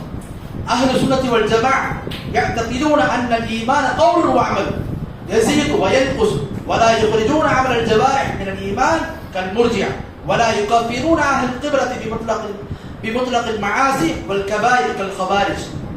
அடுத்து பாருங்க, அஹ்லு சுன்னத் வல் ஜமாஅத் எப்படிப்பட்டவங்க சொன்னா தெரியப்படுத்துறாங்க. அஹ்லு சுன்னத் வல் ஜமாஅத் அவங்க எப்படிப்பட்டவங்க, இவ்வாறு நம்புகிறார்கள். என்ன நம்புறாங்க? ஈமான் என்பது சொல் மற்றும் செயல். கவுலும் அமல். ஈமான் என்றால் சொல் மற்றும் செயல், இது ரெண்டுமே ஈமான் என்று சொல்றாங்க. அடுத்து என்ன, ஈமான் என்பது நன்மை செய்வதை கொண்டு அதிகரிக்கும், பாவங்கள் செய்வதை கொண்டு ஈமான் குறையும். இதுதான் அஹ்லு சுன்னாவுடைய கொள்கை. மேலும் பாருங்க, அஹ்லு சுன்னா வெளிப்படையான அமல்களை ஈமானுடைய வரைவிலக்கணத்திலிருந்து வெளியேற்ற மாட்டாங்க. இஸ்லாமிய வரலாற்றுல முர்ஜியாக்கள் ஒரு கூட்டம் வச்சு இன்னைக்கு இருக்கிறாங்க. அந்த கூட்டம் நம்ம பகுதியில் இருக்காங்க. இவங்க கொள்கை என்ன, மொத்தம் களிமா சொல்லிட்டு அந்த வார்த்தையை சொன்னா போதும், அமல் செய்யறான் செய்யாம போறான், அவன் முஸ்லிம், அவனுடைய ஈமான எந்த பாதிப்பும் வராது. என்ன நம்புறாங்க, ஒருவன் இஸ்லாத்தை ஏத்துக்கிட்டா அந்த கவுல் சொன்னாது போதும், அவ்வளவுதான். அவன் அமல் செய்யணும் செய்யாம இருக்கணும் அவசியம் இல்லை, களிமா சொல்லிட்டாலே போதும், அவ்வளவுதான். அப்படிதான் நிறைய பேர் இருக்காங்க. என்ன கொண்டு வராங்க, அமல்கள் ஈமானுடைய வரைவிலக்கணத்துல வராதுன்னு நினைச்சிட்டு இருக்காங்க. கிடையாது. அமல்கள் வெளிப்படையா செய்யக்கூடிய அமல்கள் ஈமான்ல வரும். ஈமான் சொன்னா நம்ம நாவல சொல்றது வரும், நம்பிக்கை கொள்வது வரும். அதே மாதிரி உடல் உறுப்புகளை கொண்டு வெளிப்படையா செய்யக்கூடிய அமல்களும் ஈமான்ல வரும். அமல்கள் ஈமான்ல வருது என்பதற்கு ஒரு ஆதாரம் பாருங்க. அல்லாஹ் தஆலா குர்ஆன்ல 2வது அத்தியாயத்துல 143வது வசனத்துல சொல்றான், வமா கான அல்லாஹு யுதிஅ ஈமானக்கும், அல்லாஹ்வுடைய ஈமானை வீணாக்க மாட்டான். அல்லாஹ் குர்ஆன்ல சொல்றான், அல்லாஹ் உங்களுடைய ஈமானை வீணாக்க மாட்டான். இந்த குர்ஆன்ல சில பேர் இருந்துச்சு ரசூலுல்லாஹ்ட்ட சில பேர் வந்து கேக்குறாங்க, அல்லாஹ்வுடைய தூதரே, அல்லாஹ் வந்து ஆரம்பத்துல ரசூலுல்லாஹ் ஹிஜ்ரா செய்து வந்ததுக்கு அப்புறம் 1.5 வருஷம் மதீனால எல்லாரும் பலஸ்தீனத்தை நோக்கி தொழுதாங்க, பைத்துல் முக்தஸை நோக்கி தொழுதாங்க, கிப்லாவா ஆக்கி அதை தொழுதாங்க. அப்புறம் அல்லாஹ் என்ன பண்றான், காபாவை முன்னோக்குங்கன்னு சொல்லிட்டு கிப்லா சட்டத்தை மாத்துறோம். இப்ப சில பேர் வர்றாங்க வந்து ரசூலுல்லாஹ்ட்ட சொல்றாங்க, இந்த பழைய கிப்லாவை நோக்கி தொழுதுல்ல, எங்களுடைய தொழுகை எப்படி? இதே காலகட்டத்தில் சில பேர் பழைய கிப்லாவை நோக்கி தொழுது மரணிச்சாங்கல்ல, அவங்க தொழுகையினுடைய நிலை என்ன, ஏற்றுக்கொள்ளப்படுமா இல்லையான்னு கேட்டாங்க. அப்பதான் அல்லாஹ் பதிலளிக்கிறான், அல்லாஹ் உங்களுடைய ஈமானை வீணாக்க மாட்டான். கேள்வி எதை பத்தி கேட்டாங்க? வெளிப்படையான தொழுகை என்கின்ற அமலை பத்தி கேட்டாங்க. அல்லாஹ் என்ன பதில் சொல்றான்? தொழுகையை வீணாக்க மாட்டேன்னு அல்லாஹ் சொல்ல, உங்களுடைய ஈமான் அல்லாஹ் வீணாக்க மாட்டான். கேள்வி தொழுகையை பத்தி, பதில் ஈமான் அல்லாஹ் சொல்றான். என்ன அர்த்தம்? தொழுகை என்கின்ற அமல் ஈமான்ல இருக்குது. அதான் ரசூலுல்லாஹ் சொல்றாங்க, அல் ஈமானு பிதுவ சபஊன ஷுபா, ஈமான் என்பது 70 அதற்கு மேற்பட்ட கிளைகள் இருக்கு. ஃபஅலாஹ கலிமத்து லா இலாஹ இல்லல்லாஹ், அதுல உயர்ந்தது என்ன? லா இலாஹ இல்லல்லாஹ்னு சொல்லக்கூடிய இந்த கலிமாவை சொல்றது. வஅத்னாஹா இமாத்தத்துல் அதானி தரீக், அதுல கடைநிலையில உள்ளது என்ன, கீழான நிலையில உள்ளது என்ன, வழிபாதையில துன்பம் தரக்கூடிய பொருள் அப்புறப்படுத்துறது ஈமான். நாங்க சொல்றோம், ஒரு காரியத்தை எடுத்து ஓரமா போறோம், ஒரு கண் எடுத்து ஓரமா போறோம், ஒரு முள் எடுத்து ஓரமா போறோம், இது அமல் தான். ரசூல் என்ன சொல்றாங்க? ஈமான்றாங்க. வல் ஹயாஉ ஷுஅபத்துன் மினல் ஈமான், வெக்கப்படுறது தெரியுமா, அது கூட ஈமான்ல ஒரு பகுதி. வெக்கத்தை காட்ட முடியுமா? உள்ளத்தோட சம்பந்தப்பட்டது. அப்போ வெளிப்படையான அமல்கள், அந்தரங்கமான அமல்கள் எல்லாமே எதுல வந்துரும்?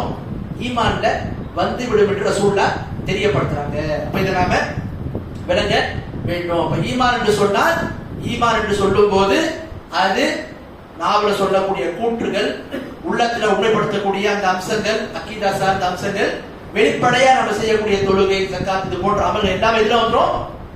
அமல்கள்ல, ஈமான்ல அமல் அனைத்தும் வந்துவிடும். அப்புறம் பாருங்க, ஒருபோதும் என்ன செய்ய மாட்டாங்க அஹ்லுஸ் சுன்னா, ஈமானுடைய அந்த வரைவிலக்கணத்துல அமல் என்ன செய்ய மாட்டாங்க, வெளியேற்ற மாட்டாங்க. அமலும் ஈமான் என்று சொல்லுவாங்க. அடுத்து பாருங்க, அஹ்லுஸ் சுன்னா ஒருபோதும் கிப்லாவை முன்னோக்கக்கூடியவங்களை பெரும்பாவங்கள், ஷிர்க்கை தவிர்த்து, குஃப்ரை தவிர்த்து, நயவஞ்சகத்தனத்தை தவிர்த்து அவங்க செய்யக்கூடிய எந்த ஒரு பாவத்திற்காகவும் தக்ஃபீர் செய்ய மாட்டாங்க. தக்ஃபீர்னா என்ன? இவன் தற்கொலை செய்து விட்டான், இவன் காஃபிர் ஆயிட்டான், இவன் வட்டி வாங்கிட்டான், இவன் காஃபிர் ஆயிட்டான், இவன் மதம் இருந்துட்டான், இவன் காஃபிர் ஆயிட்டான் யாரையும் சொல்ல மாட்டான். அஹ்லுஸ் சுன்னாவை பொறுத்த வரைக்கும் ஒருத்தவங்க இஸ்லாமிய மார்க்கத்துல எந்த பெரும்பாவத்தை செஞ்சாலும், ஷிர்க்கு, குஃப்ரு, இது போன்ற பெரு பாவங்களை தவிர்த்து மற்ற பாவங்கள் செஞ்சா என்ன ஆக மாட்டாங்க, இஸ்லாத்தை விட்டு வெளியேற மாட்டான், முஸ்லிமா தான் இருப்பான். அவன்கிட்ட ஈமான்ல பாதிப்பு ஏற்படும், குறை ஏற்படும். ஆனா என்ன செய்ய மாட்டாங்க, இஸ்லாமிய மார்க்கத்தை விட்டு அவங்கள வெளியேற்ற மாட்டாங்க. யார் வெளியேற்றுவா? ஹவாரிஜ். இஸ்லாமிய மார்க்கத்துல வழி தவறிய போன கூட்டத்தில் ஒரு கூட்டம் ஹவாரிஜிகள் சொல்லி அமீர்ஜாவோட படைந்து வெளியே போனாங்க.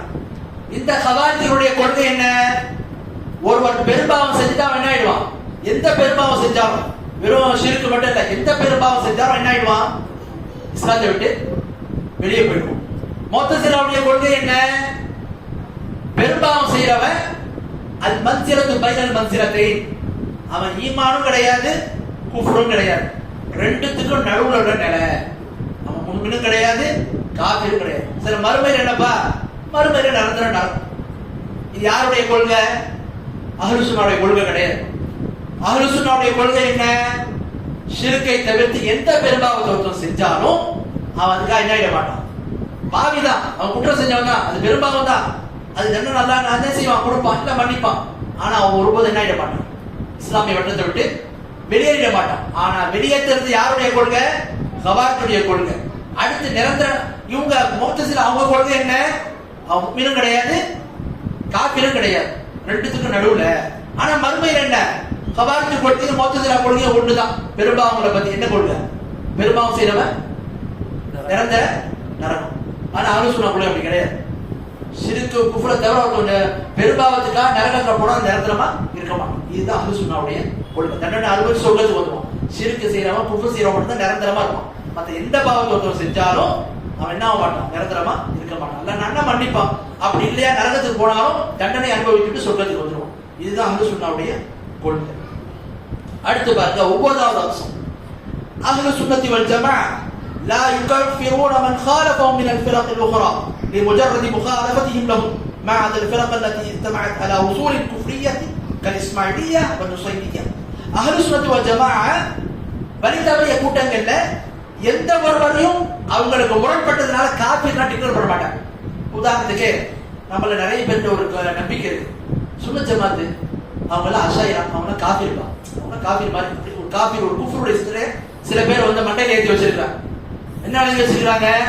தௌஹீத்வாதிகளை தவிர தமிழ்நாட்டில் மற்ற எல்லாமே காஃபிர் அப்படின்ற மாதிரி அணிஞ்சு வச்சிருக்காங்க. இது வந்து அஹ்லு சுன்னத்துடைய கொள்கை கிடையாது. அஷாயிராக்கள் அஸ்மா சிபாத்துல அவங்க வழி தவறியவங்க தான்.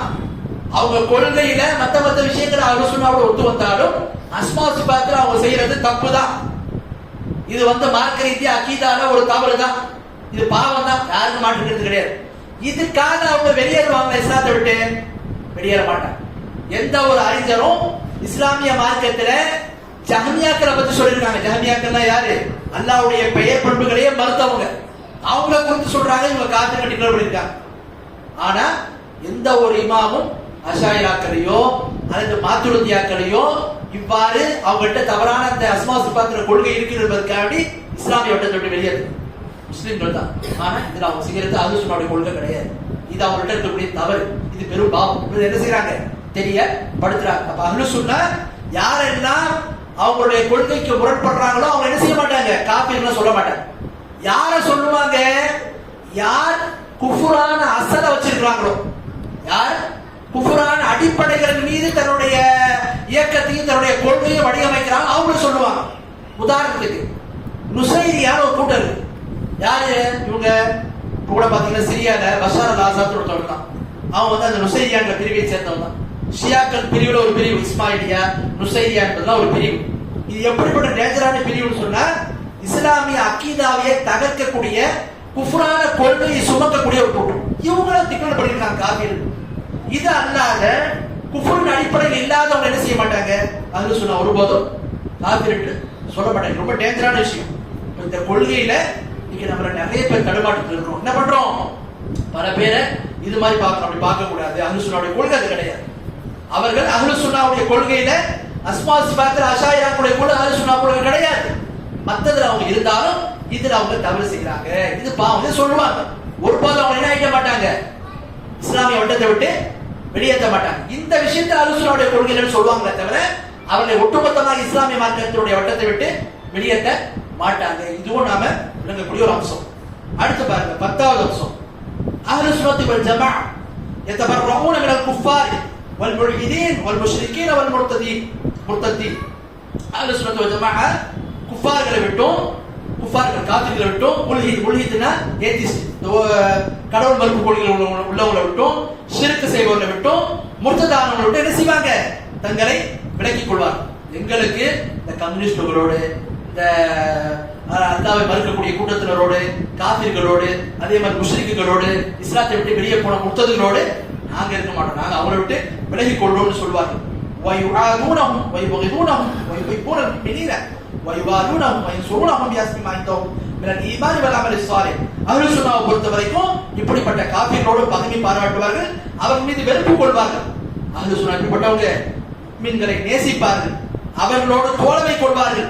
அவர்களுக்கு என்ன செய்வாங்க? அவங்கள்ட்ட இருக்கக்கூடிய ஈமான் நல்ல அமல்களுக்கு ஏற்றவாறு அவங்களுக்கு ஒத்துழைப்பு கொடுப்பாங்க, உதவி செய்வாங்க. நேரம் குறைவா இருக்கிறதுனால ஆதாரம் இல்லாம சுருக்கமா இதை முடிக்கிறேன். அடுத்து பாருங்க 11வது அம்சம். அஹ்லு சுன்னத்தி வல் ஜமாஅ அஹ்லு சுன்னத்தி வல் ஜமாஅ எப்படிப்பட்டவங்க சொன்னா, ரசூலுல்லாஹ்வுடைய தோழர்கள் சஹாபாக்களை நேசிப்பார்கள், சஹாபாக்களை நேசிப்பார்கள். வயரவுன அன்னஹும் குல்லுஹும் அதுன். அவர்கள் அனைவரை பற்றியும், சஹாபாக்கள் அனைவரை பற்றியும் அஹ்லு சுன்னாவுடைய கொள்கை என்ன? அவர்கள் அனைவரும் நீதமானவர்கள். உலகத்தில் யாருக்கு இந்த சர்டிபிகேட் கொடுக்கல. அஹ்லு சுன்னா சஹாபாக்கள் எப்படி பார்ப்பாங்க? அவர்கள் அனைவரும் நீதமானவர்கள். மேலும் அஹ்லு சுன்னா என்ன செய்யறாங்க? இந்த சஹாபாக்கள், ரசூலுல்லாஹ்வுடைய குடும்பத்தினர், ரசூலுல்லாஹ்வுடைய மனைவிமார்கள், இவர்களை நேசிப்பதை கொண்டு அல்லாஹ்வுடைய நன்மையான விஷயம், இந்த மாதிரி நன்மையான அமலை செய்வதை கொண்டு அல்லாஹ்ட்ட என்ன செய்யறோம்? நெருக்கத்தை பெற முடியும் என்று என்ன செய்யறாங்க? அவங்க செயல்படுறாங்க. மேலும் யாரெல்லாம் சஹாபாக்களை திட்டுவார்களோ, அவர்களோடு பகைமை பாராட்டுவார்களோ, அப்படிப்பட்டவர்களை விட்டு அஹ்லு சுன்னா என்ன செய்வாங்க? தன்னை தூரமாக்கிக் கொள்வாங்க. ஷியாக்கள், அந்த ஷியாக்களோடு சப்போர்ட் பண்ணக்கூடிய நபர்களை விட்டு அஹ்லு சுன்னா தங்களை தூரமாக்கிக் கொள்வார்கள். மேலும் இவர்கள் எப்படிப்பட்டவங்க சொன்ன, இதுல யாரையும் அவருடைய அந்தஸ்தோட உயர்த்த மாட்டாங்க. சஹாபாக்கள் எப்படிப்பட்டவங்க தெரியுமா, அவர்களுக்கு வஹி வருகிறது தெரியுமான்னு சொல்ல மாட்டாங்க. அஹ்லு சுன்னா என்ன, சஹாபாக்கள் நேசிப்பாங்க, அவங்களுக்கு அந்தஸ்தை கொடுப்பாங்க, ஒருபோதும் அவங்களுடைய அந்தஸ்தை விட அதிகப்படுத்த மாட்டாங்க. மறைவான ஞானம் இருக்கிறது, அவங்களுக்கு அந்த அந்தஸ்து இருக்கு அப்படிலாம் சொல்ல மாட்டாங்க. மேலும் அவர்கள் பாவங்களை விட்டு முற்றிலுமாக அற்றவர்கள் சொல்ல மாட்டாங்க. சஹாபாக்கள் மனிதர்கள் தான், பாவங்கள் சிறிது அவருடைய நிகழ்ந்தால் அல்லாஹ் அவருடைய நன்மைகளை கொண்டு மன்னிப்பார் என்று ஆதரவிப்பார். அடுத்து பாருங்க 12வது அம்சம். அஹ்லு சுன்னா ஜமாஅத் பொறுத்த வரைக்கும் நீங்க பாத்தீங்கன்னு சொன்னா ஃபிக்ஹ் விஷயங்கள் எடுப்பாங்க. எப்படி எடுப்பாங்க, குர்ஆன் சுன்னா இஜ்மாவில் என்ன செய்வாங்க எடுப்பார்கள். சஹாபாக்களுடைய கூற்றுகள், தாபீன்கள், அத்பாஉ தாபீனுடைய கூற்றுகளை எடுப்பார்கள். மேலும் அவர்கள் முஸ்லிம்களுடைய உலமாக்களாகிய இமாம் அபூ ஹனீஃபா ரஹிமஹுல்லாஹ், இமாம் மாலிக், இமாம் ஷாஃபி, இமாம் அஹ்மத் பின் ஹம்பல் போன்ற பெரும் பெரும் இமாம்கள் என்ன செய்வார்கள், அவர்கள் பின்பற்றுவார்கள். என்ன செய்றாங்க, தெரியப்படுத்துறாங்க. அப்ப இந்த இடத்துல நம்ம விளங்கிக் கொள்ள வேண்டும், அஹ்லு சுன்னத் வல் ஜமாஅத் மார்க்க ஆதாரங்களை ஃபிக்ஹ் விஷயங்களை எப்படி எடுப்பாங்க, குர்ஆன் சுன்னா இஜ்மால இருந்து எடுப்பாங்க.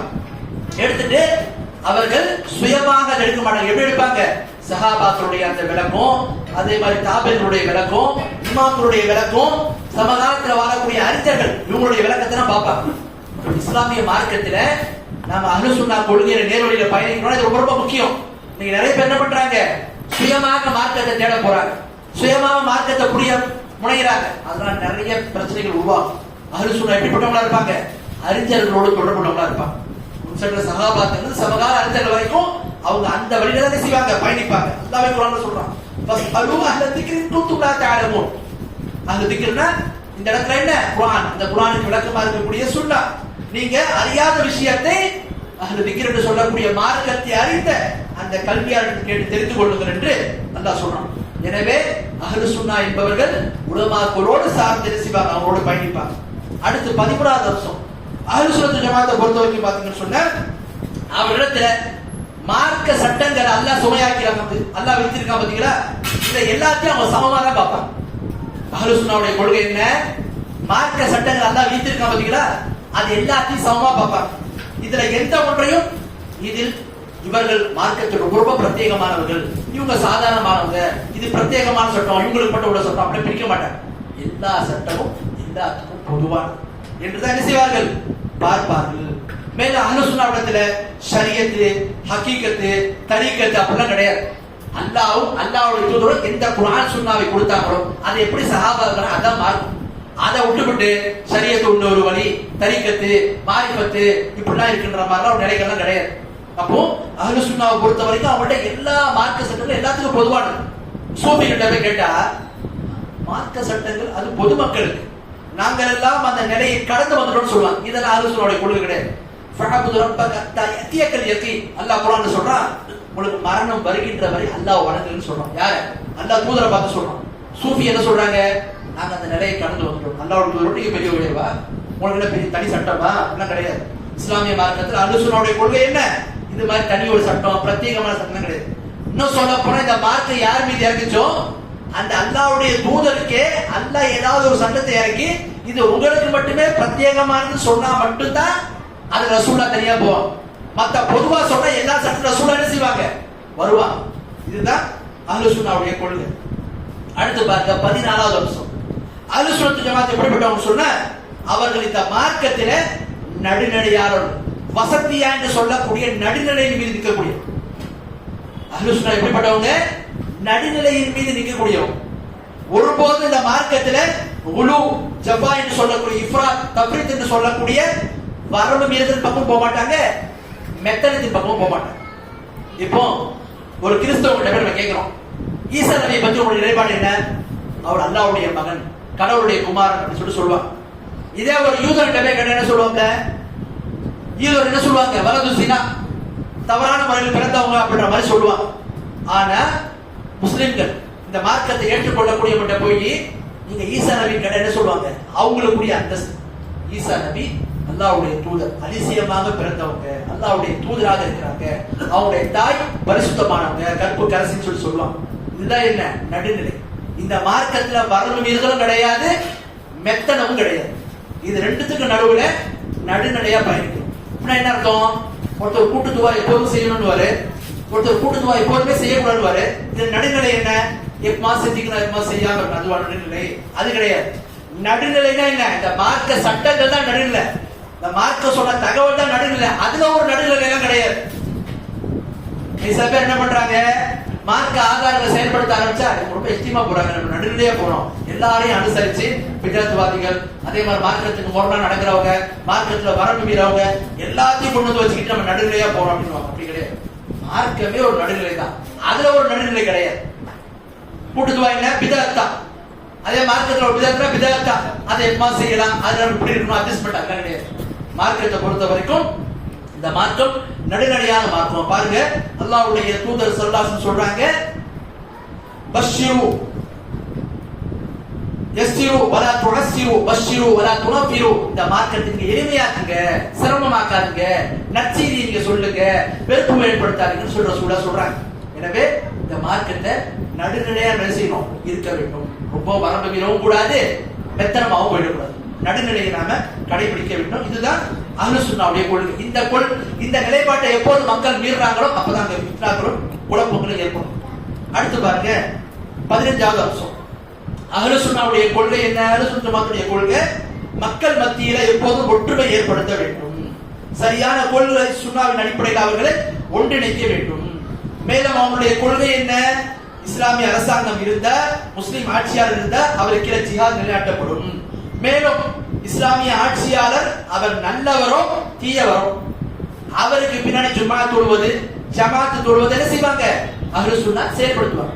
பிதஅத்வாதிகளாக இருந்தாலும் அவருடைய பிதஅத் இஸ்லாத்தை விட்டு வெளியேற்றாதுன்னு சொன்ன அப்படிப்பட்ட ஒவ்வொரு பாவிகள் பின்னாடி தொழுவதற்கு மார்க்கம் என்ன செய்யுது? அனுமதி கொடுக்குது. சஹாபாக்கள் தொழுதிருக்கிறார். உஸ்மான் ரலியல்லாஹு அன்ஹு அவர்கள் சிறைப்பிடிக்கப்பட்ட போது தொழுகை நடத்தக்கூடிய சில பேர் யாரா இருந்தாங்க? அந்த ஃபித்னால இருந்தவங்களா இருக்காங்க, அவங்க பின்னாடி செஞ்சிருக்காங்க, தொழுதிருக்கிறாங்கன்றத பார்க்கணும். எனவே எப்போதுமே அஹ்லுஸ் சுன்னாவை பொறுத்த வரைக்கும் அவர்கள் ஆட்சியாளர் நல்லவரோ கெட்டவரோ, அவருடைய கொள்கை இஸ்லாத்தை விட்டு அவரை வெளியேற்றாதுன்னு சொன்ன அப்படிப்பட்ட ஒவ்வொரு நினைச்சிருக்காங்க, தொழுதிருக்கிறாங்க, ஜும்மாக்களை நிலைநாட்டி இருக்கிறாங்க அப்படின்றத பார்க்கிறோம். மேலும் பிதஅத்வாதிகள் பின்னாடியும் பாவிகள் பின்னாடியும் தொழுவதை அஹ்லுஸ் சுன்னா என்ன செய்யறாங்க? சரி காண்றாங்க. சில பேர் தொழுவதை பாவமா பார்க்கறாங்க. அஹ்லுஸ் சுன்னாவுடைய கொள்கை என்ன? ஒருவருடைய பிதஅத்தானது இஸ்லாத்தை விட்டு வெளியேற்றாத வரைக்கும் பிதஅத்வாதியாக இருந்தாலும், அவருடைய செய்தி தவறா இருந்தாலும், அவர் பின்னாடி ஒருத்தர் தொழுவது என்ன மார்க்க ரீதியா அவருடைய தொழுகை கூடும் என்ற நிலைப்பாடு தான். மேலும் அஹ்லுஸ் சுன்னா பிரிவினையையும் இஸ்லாமிய மார்க்கத்து உம்மத்தவர்களுக்கு மத்தியில பிளவு ஏற்படுத்தி என்ன செய்யறாங்க? தடுக்கிறாங்க. அஹ்லுஸ் சுன்னா எப்போதும் ஒற்றுமையை நேசிக்கக்கூடியவர்களாகும், பகமை பாராட்டுவதையும் மார்க்கத்தை தவறான முறையில மக்களுக்கு கொண்டு போய் பிரிவினை ஏற்படுத்துவதை அவர் ஒருபோதும் விரும்புவதில்லை அப்படின்னு பார்க்கணும். அடுத்து பாருங்க, அஹ்லுஸ் சுன்னாவுடைய கொள்கை இந்த 15வது அம்சத்துல இது ஒரு அம்சம். அஹ்லுஸ் சுன்னா என்பது வெறுமனே பெயர் கிடையாது. நாங்கள் அஹ்லுஸ் சுன்னா என்று சொல்லிக் கொண்டு எல்லா தவறுகள் செய்யறவங்க அஹ்லுஸ் சுன்னா ஆக மாட்டாங்க. அஹ்லுஸ் சுன்னான்ற டெர்ம், அந்த வார்த்தை அடைமொழி வெறுமனே பெயர் சம்பந்தப்பட்டது கிடையாது. அல்-இப்ரத்து பில் ஹகாயிக் வலைஸத் பில் அஸ்மா. இங்க முடிவு என்ன பார்க்கணும்?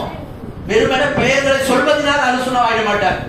மாறாக உண்மையில யதார்த்தம் அவங்கள்ட்ட அந்த மாதிரி கொள்கை இருந்தா, நடைமுறை இருந்தா அவர் அஹ்லுஸ் சுன்னாவாக ஆகுவாங்க, ஆக மாட்டாங்க. அடுத்து பாருங்க, 16வது அம்சம். அஹ்லுஸ் சுன்னத் வல் ஜமாஅத்தை பொறுத்த வரைக்கும் பாத்தீங்கன்னா அதுல ஆலிம்கள், ஃபகீஹ் ஃபிக்ஹுடைய சட்டங்களை நுணுக்கமாக அறிந்தவர்கள், ஹதீப் பேச்சாளர்கள், வத்தாயியா அழைப்பாளர்கள், வல் ஆமிர் பில் மஅரூஃப் நன்மை ஏவக்கூடியவங்க, தீமையை தடுக்கக்கூடியவங்க, டாக்டர்ஸ், இன்ஜினியர், பிசினஸ்மேன், ஒர்க்கர்ஸ், அதே மாதிரி பாத்தீங்கன்னா சொன்னா பணக்காரன், ஏழை, வெள்ளையா இருக்கவன், கருப்பா இருக்கவன், அரபி, அஜமி, அனைவரும் என்ன செய்வாங்க? அஹ்லுஸ் சுன்னா என்று சொன்னால் எல்லாரும் அதுல வந்துருவாங்க. அஹ்லுஸ் சுன்னா தனியா ஒரு கூட்டம் கிடையாது.